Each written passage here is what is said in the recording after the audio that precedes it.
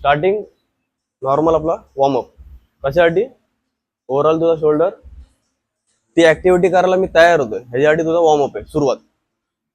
आता ह्याच्यामध्ये तू स्टार्टिंग तुझा डंबल प्रेस वरती 10 ते 12 रेपिटेशन.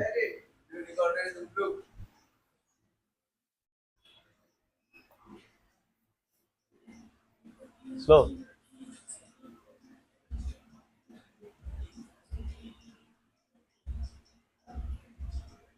चेंज फ्रंट घ्या आता सेम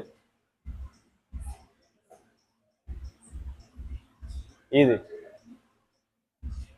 स्लो डाऊन अजून स्लो कर. वॉर्मअपचा अर्थ काय मसालला वॉर्मअप करायचा आपल्याला. आता साईड रेस सेम चल 1 2 3 4 5